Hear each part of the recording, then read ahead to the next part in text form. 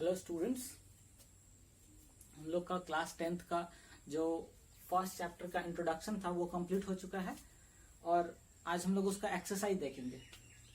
तो हम लोग स्टार्ट करते हैं एक्सरसाइज। हम लोग क्या पढ़ रहे हैं हम लोग रियल नंबर्स। क्या पढ़ रहे हैं? रियल नंबर्स, जिसको आप हिंदी में बोलते हैं वास्तविक संख्याएं। वास्तविक संख्याएं हिंदी में बोलते हैं आप लोग वास्तविक संख्याएं। तो इसका मैं फर्स्ट क्वेश्चन लेता हूं। यहाँ पे मैं आप लोगों की जानकारी के लिए बता दूं कि मैं हिंदी मीडियम और इंग्लिश मीडियम दोनों को एक साथ लेके चल रहा हूं कि किसी भी स्टूडेंट को कोई प्रॉब्लम ना हो।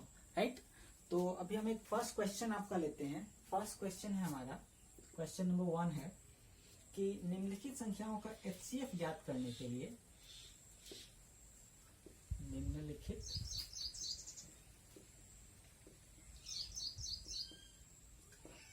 संख्याओं का एचसीएफ ज्ञात करने के लिए यूक्लिड विभाजन एल्गोरिदम का प्रयोग कीजिए। के लिए यूक्लिड विभाजन एल्गोरिदम का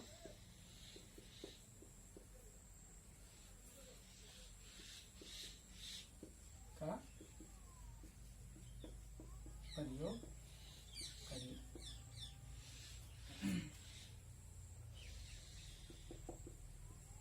करिए। कीजिए लिख देते हैं यहाँ पे।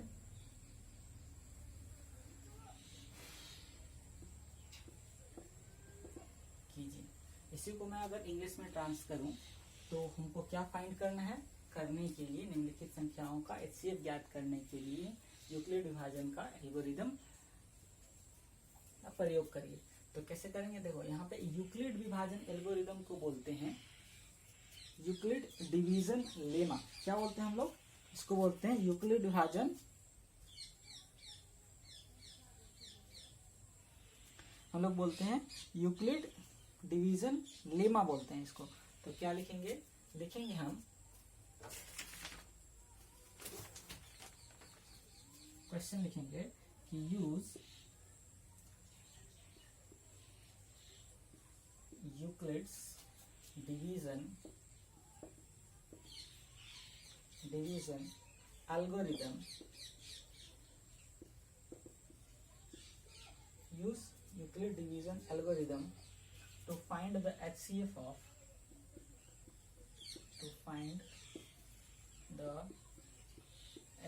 of following। ठीक है, फर्स्ट क्वेश्चन हम लेते हैं। फर्स्ट क्वेश्चन जो हमारा है वो है 135 and 2 to 5। These are 2 values. ये दो हमारे पास मान है जिनका हमको एचसीएफ ज्ञात करना है। ठीक है, तो अब एचसीएफ ज्ञात करने के लिए हमको किसका यूज करना है? यूक्लिड विभाजन एल्गोरिदम का। तो यूक्लिड विभाजन एल्गोरिदम क्या कहता है? हम लिखेंगे यहाँ पे सॉल्यूशन में कि as we know by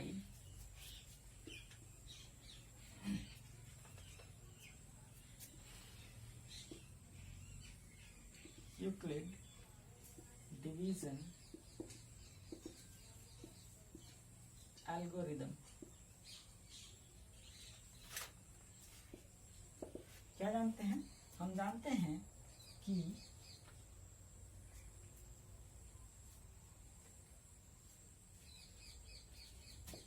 A equal to BQ plus R। This is called Euclid division algorithm।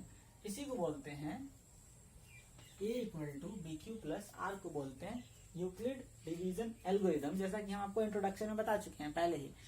तो अब इसको शॉर्ट में मैं ब्रीफ कर देता हूँ कि ये होता क्या है। देखो, जहाँ ए होता है, ए को क्या बोलते हैं हम लोग? ए को बोलते हैं डिविडेंड ए को क्या बोलते हैं, डिविडेंड, ठीक है, जिसको हम लोग बोलते हैं भाज्य, ठीक है। बी को बोलते हैं, बी हमारा कोई कांस्टेंट है, बी हमारा कोई कांस्टेंट है। क्यू, क्यू यहाँ पे क्या है, क्यू हमारे पास है कोसेंट,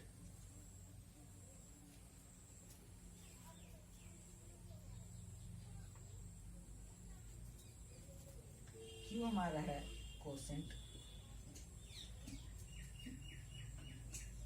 कोसेंट, ठीक है। एंड आर हमारा जो है, आर हमारा है उसको बोलते हैं रिमाइंडर, उसको बोलते हैं रिमाइंडर, जो आप लोग को पता होगा। कांस्टेंट क्या है, कांस्टेंट एक अचर है,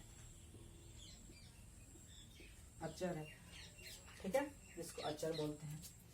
कोसेंट क्या है, कोसेंट हमारा भागफल है, ठीक है। और रिमाइंडर क्या है, रिमाइंडर हमारा शेषफल है,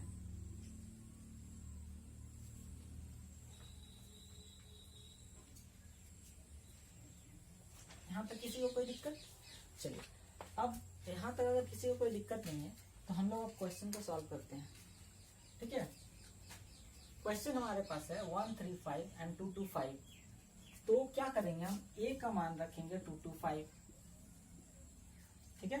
तो अब यहाँ पे हमको करना क्या है, 225 इक्वल टू, अब देखना है हमको कि 135 से 225 को हम कितना बार में भाग दे सकते हैं। भाग तो आप लोगों को सबको आता होगा, तो देखना है कि 135 से 225 में जब हम भाग देंगे तो कितना बार में भाग जा सकता है, मतलब कि हमारा भागफल क्या क्या आएगा। तो जिनको अगर प्रॉब्लम हो रहा है भाग देने में, हम देखे यहाँ पे दिखा देते हैं आपको। जैसे 225 को हमको भाग देना है 135 से, तो आप देखे देखो भाग कि अगर 135 से भाग दोगे कितना बार में, अगर 2 बार में दोगे तो कितना हो जा रहा है, 270 हो जा रहा है। 35 दूना 70 होता है, तो कितना बार में जाएगा हमारा, 1 बार में जाएगा, तो कितना आएगा 135। तो 5 में से 5 गया तो 0, 12 में से 3 गया तो 9, और यहाँ से कैरी ले लिए थे तो 1 में से 1 गया तो क्रॉस। तो अब देखो कि आप 225 को यहाँ पे कैसे लिख सकते हो, 225 को लिख सकते हो यहाँ पे कि 135 से हमने 1 को मल्टीप्लाई किया तो 135, और रिमाइंडर कितना बच गया हमारे पास, 9 बच गया। रिमाइंडर मतलब कि शेषफल कितना बच गया हमारे पास, 90 बच गया, सॉरी 90 बच गया। तो आप देख सकते हो कि यहाँ पे ए का मान क्या हो गया 225, बी का मान क्या हो गया यहाँ पे 135, क्यू का मान क्या हो गया 1, और आर का मान क्या हो गया 90। अब हम इसी पैटर्न पे आगे बढ़ते चलेंगे, ठीक है। तो अब नेक्स्ट हम क्या लिख सकते हैं, इसको हम लिख सकते हैं, अब इसको हम यहाँ पे लेके आएंगे, ठीक है। तो हम क्या लिख सकते हैं कि 135 को अब क्या करेंगे, हम 135 को हम मल्टीप्लाई कर डिवाइड करके देखेंगे 90 से, ठीक है। तो क्या लिख सकते हैं हम 90 इंटू 1। अब उसी तरह से सेम पैटर्न चलेगा कि 135 को आप 90 से भाग दो तो कितना बार में जाएगा, 1 बार में 90, 5 में से 5 गया तो 0, 13 में से 9 गया तो 4, 45 हो गया। या फिर 45 को 90 से भाग दोगे, ये तो आप लोग 4-5 में पढ़ चुके हो। तो वही वाला सेम चीज आपको यहाँ पे पैटर्न को फॉलो करना है। तो अगर हम 90 से इसको डिवाइड किए 135 को तो कितना बार में गया, 1 बार में, और हमारा रिमाइंडर कितना बच गया 45, ठीक है। फिर से हम क्या करेंगे, सेम आगे बढ़ेंगे, 90 इक्वल टू, अब क्या है यहाँ पे 45 इंटू 2 प्लस 0। अब देख सकते हो कि रिमाइंडर हमारे यहाँ पे 0 आ गया, मतलब कि इससे आगे आपको जा नहीं सकता है, ठीक है। तो आपको अब चेक करना है कि आपका HCF क्या हो गया। तो HCF जो लास्ट वाला हमारे पास यहाँ पे बचेगा डिविडेंड, वो होगा हमारा HCF। तो क्या लिखेंगे हम यहाँ पे, hence HCF equal to 45, this is your answer. तो हम यहाँ पे लिख सकते हैं कि अतः HCF बराबर 45 आंसर, ठीक है। उसी तरह से नेक्स्ट क्वेश्चन के लिए आगे बढ़ते हैं। मिटा दे इसको, अब चाहो तो वीडियो पॉज करके आप इसको नोट कर सकते हो। चलिए हम नेक्स्ट क्वेश्चन की ओर चलते हैं।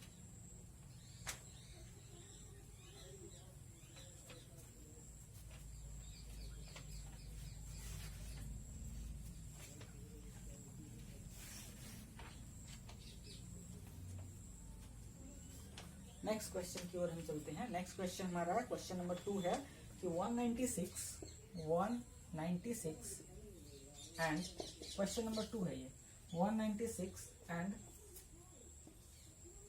38220, ये दो हमारे पास नंबर है। तो फिर हम लिख सकते हैं यहाँ पे कि as we know by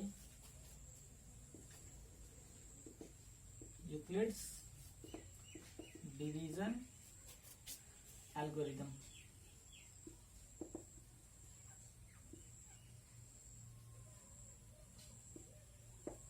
division algorithm मतलब कि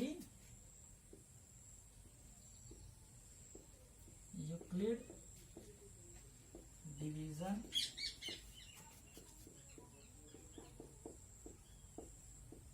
एल्गोरिथम के द्वारा हम जानते हैं कि क्या जानते हैं हम जानते हैं कि a बराबर BQ प्लस R होता है। ये तो आपको पता है, इक्वेशन फर्स्ट इसको कर सकते हो। अब इसी के पैटर्न पे आपको ये करना है। तो यहाँ से अब हम लिख सकते हैं कि 38,220 इक्वल टू, अब यहाँ पे हमको डिवाइड करना है किसको, 38,220 को 196 से। तो 196 से जब हम इसको डिवाइड करेंगे तो 196 इंटू कितना बार में भाग जाएगा हमारे पास,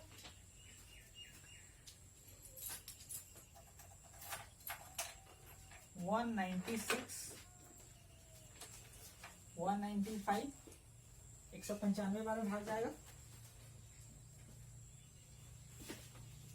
प्लस 0। तो यहाँ देखो, यहाँ पर डायरेक्ट हमारा कट गया है। तो अभी यहाँ पे क्या हमारा आ रहा है, HCF। तो लिखेंगे hence required HCF equal to 196।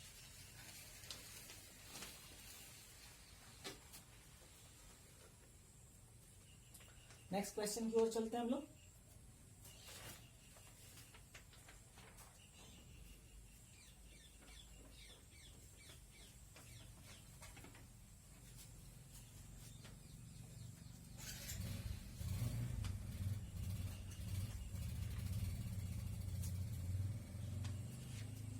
Question number 3 क्या है, क्वेश्चन नंबर 3 है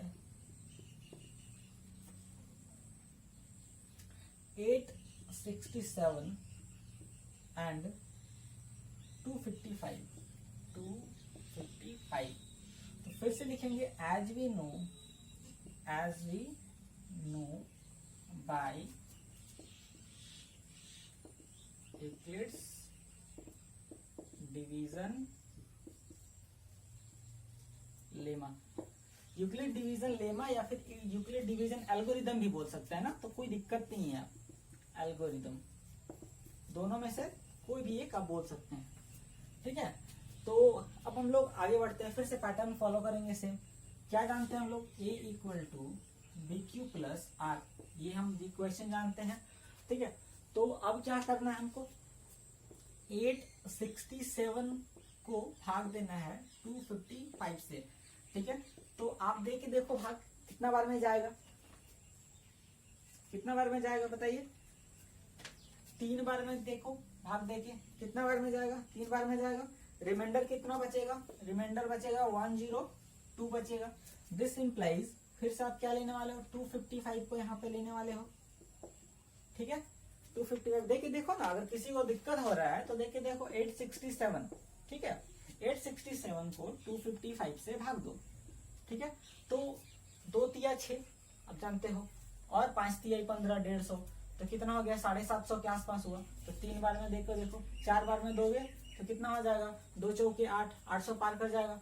तो देखो यहाँ पे 3 5 जा 15, 3 5 जा 15, 1 16, और 3 2 जा 6 1 7, 7 में 5 गया तो 2, 6 में 6 गया तो 0, 8 में 7 गया तो 1, रिमाइंडर कितना बच रहा है 102। तो हम क्या लिख सकते हैं यहाँ पे, 255 इंटू 3 प्लस 102। ये तो आपको पता है, भाज्य बराबर भाजक गुना भागफल जोड़ शेष होता है, ये तो आप पढ़ चुके हैं। तो आगे बढ़ते हैं। तो 255 को अब फिर से हम भाग देंगे कितना से, 102 से, 102 से 255 102। अब देखो यहाँ पे आपको क्या करना है कि फिर से वही भाग देना जो आप महत्तम सीखे हो।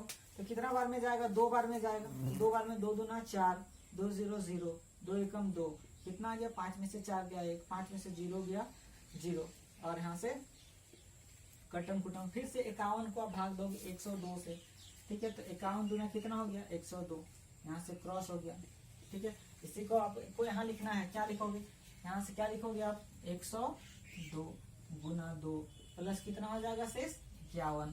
दिस इंप्लाइज अब क्या लिखोगे, यहाँ से 102 को लिखोगे बराबर कितना 51 गुना 2 प्लस 0। तो यहाँ पे क्या आ जा रहा है हमारा HCF 51। तो क्या लिखेंगे, हेंस। हेंस मतलब क्या होता है, अतः। हेंस रिक्वायर्ड, रिक्वायर्ड मतलब क्या होता है, आवश्यक। Hence required HCF equal to 51। This is your answer. ये आपका रफ है ना। अगर आपको प्रॉब्लम हो रहा है, आई डोंट थिंक कि आपको प्रॉब्लम होगा, हमको नहीं लगता है कि आपको प्रॉब्लम होगा, लेकिन फिर भी जो स्टूडेंट थोड़ा नहीं पढ़े हैं, रिवीजन नहीं किए हैं, उनके लिए है। अगर इनको कोई दिक्कत है तो यहाँ से देख के आप ये समझ सकते हैं। क्लियर है, चलिए आगे बढ़े हम लोग। Good. Now the next is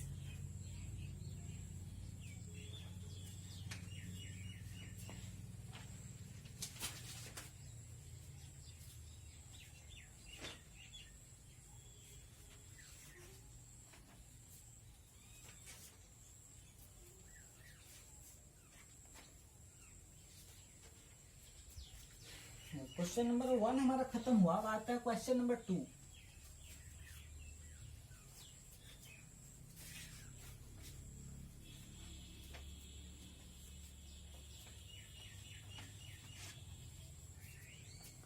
next आता है क्वेश्चन नंबर 2। यहाँ से चैप्टर लिख देते हैं पहले, रियल नंबर्स मतलब वास्तविक संख्याएं।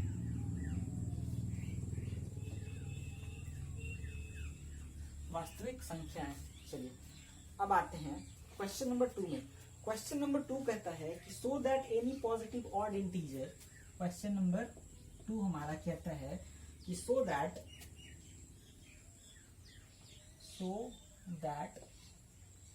Any positive odd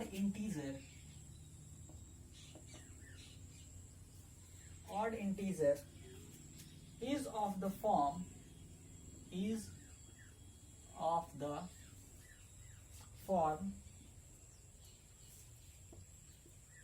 6q plus 1 or 6q plus 3 और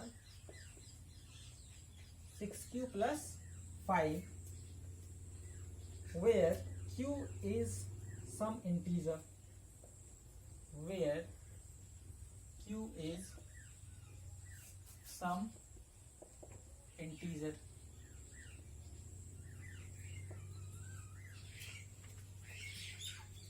अब देखो इंग्लिश मीडियम वाले तो समझ गए होंगे, अब हिंदी वालों को दिक्कत हो रहा है तो चलो ठीक है, हिंदी वाला भी हम क्वेश्चन आपके लिए लिख देते हैं। क्वेश्चन है कि दर्शाइए कि कोई भी धनात्मक विषम पूर्णांक, दर्शाइए कि कोई भी धनात्मक विषम पूर्णांक 6q plus 1 या 6q plus 3 या 6q plus 5 के रूप का हो सकता है, के रूप का हो सकता है। ठीक है, अब एक छोटा सा हिंट दे दिया है कि जहां q कोई पूर्णांक है, पूर्णांक है। क्यू कोई पूर्णांक है मतलब कि क्यू कोई नंबर है, कोई कांस्टेंट है। कोई कांस्टेंट मतलब कि 1 हो सकता है, 2 हो सकता है, 3 हो सकता है, 4 हो सकता है, 5 हो सकता है, कुछ भी हो सकता है क्यू का वैल्यू। ठीक है, तो अब इसको देखो, इसको प्रूफ करना है ना, ये क्वेश्चन सॉल्व करने के लिए नहीं, इसको प्रूफ करना है। तो यहाँ पे क्या लिखेंगे हम, प्रूफ। ठीक है, अब इसको हमको प्रूफ करना है। तो देखिए, प्रूफ करने के लिए हम आपको एक चीज बताए थे, यहाँ पे शॉर्ट में आपको बता देते हैं कि हमको पता है कि a बराबर बी क्यू प्लस आर होता है। ठीक है ना, और इसी को आप क्या बोलते हो, इसी को आप बोलते हो यूक्लिड्स डिवीजन लेमा बोलते हैं। ठीक है ना, यूक्लिड्स विभाजन, जिसको बोलते हैं हम लोग यूक्लिड्स विभाजन प्रमेय। क्या बोलते हैं हम लोग, यूक्लिड विभाजन प्रमेय बोलते हैं इसको। ठीक है, चलिए अब इसी के आसपास ये सारा क्वेश्चन घूमेगा और प्रूफ होगा। तो सबसे पहले तो क्या कह रहा है कि आप ना यहाँ पे देखो बोल रहा है कि so that any positive odd integer, या फिर यहाँ को कह रहा है कि धनात्मक विषम पूर्णांक, मतलब कि पॉजिटिव ऑड इंटीजर या फिर धनात्मक विषम पूर्णांक हमको मानना पड़ेगा। तो सबसे पहले हम ये मान लेते हैं कि let any positive odd integer be, let any positive odd integer be a. ठीक है, ए मान लिए जैसा कि हमारे पास है। ठीक है, हम ए मान लेते हैं। ठीक है, ए एंड अब यहां पे जो हमारे पास बी है, ठीक है ना, तो बी मान लेते हैं हम, एंड बी इक्वल टू 6। ठीक है, हम b इक्वल टू क्या मान लिए, 6 मान लिए। ठीक है, अब देखो b इक्वल टू 6, सबका मन में ये क्वेश्चन आ जाएगा तुरंत 1 सेकंड के अंदर कि सर b बराबर 6 आप काहे माने, आप 5 काहे नहीं माने। बोल सकते हो, कोई बोलेगा सर b बराबर हम 10 ले सकते हैं, आप तो बोलेगे कुछ मान लेंगे। कोई बोलेगा कि सर b बराबर हम 12 ले सकते हैं, 13 ले सकते हैं, 15 ले सकते हैं, आप 6 काहे लिए, बेवकूफ बना रहे हैं आप, अपने मन से जो मन है वो लिख दे रहे हैं, ये बोलिएगा आप लोग। अरे भाई, हम 6 लेने का रीजन है, देखो प्रूफ करने में एक चीज होता है कि सारा चीज यही देवल है, आपका सब चीज आपका यही दिया हुआ है, यहीं से देख के आपको क्वेश्चन में सब दे दिया है। प्रूफ करने में यही है फायदा कि क्वेश्चन में सारा कुछ दे दिया है हमारे पास, समझा। तो अब देखो यहाँ पे b बराबर 6 लेने का रीजन है कि आपको पूछ कर रहे हैं कि 6 क्यू प्लस 1